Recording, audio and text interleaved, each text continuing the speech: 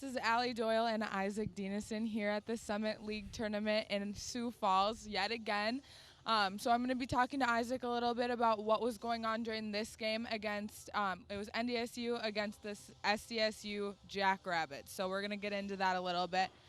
My first thing that I want to talk about is both SDSU and NDSU came into the game super aggressively. They came to play, and I was just wondering if you had any thoughts about that. Well, the first quarter was really, I thought, a really good flow. It had a really good flow. It was only a 22-15 deficit for NDSU at the beginning of the first quarter, but they held a lead. NDSU actually held a lead for a little bit in the first quarter. Yeah. Maybe no one, maybe not no one, but not many maybe would have expected even that with such a mismatch potentially like it was on paper. But, you know, NDSU led for a little bit, but the flow of this game was really nice. But, you know, still, you know, Ryan Cobbins was making some baskets and they were getting inside a little bit, but you know, at the same time, South Dakota State, you could tell already from the beginning of this game, they had more talent on the floor than NDSU did, and it just kind of then ballooned into the rest of the game, which we'll talk about in a little bit here. Yeah.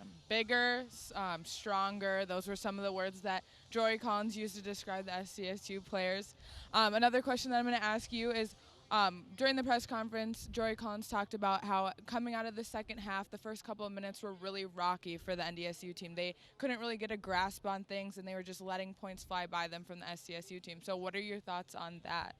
Well, he's right, because that's kind of how it happened. Not really much went right for NDSU in the second half, especially defensively as well. Not really defensively. They were getting stops, just they could not buy a bucket on offense. And you can't afford to go on scoring spells when SDSU is your opponent. You just can't afford that. You know, we've seen this program, what they've been able to do over the years when they, you know, put teams in a little bit of a scoring drought. They just do not let them out of that. And NDSU only had, I want to say, they had 7 baskets made in the second half entirely. Right. They made 6 baskets in the first quarter. So that's definitely not good. That's something you absolutely want to try to avoid. And it was just really not that great of a day for NDSU offensively. Definitely not a great day for them. All right, lastly, we're going to talk about just the end of the game, what happened. Basically, it was SDSU was leading by over 20 points, right? So what are your thoughts on what NDSU is going to be able to do in the future? And up against teams like SDSU, what do you think they'll be capable of? I think that with Jory Collins at the helm, the sky is really the limit at this point. He, you know, won a postseason game for the first time as a first-time head coach.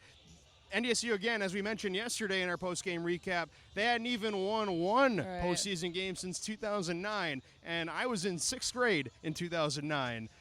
I was in 5th grade in 2009 when that happened. So it's been a long time. There's been a lot of nevers snapped, a lot of long times snapped.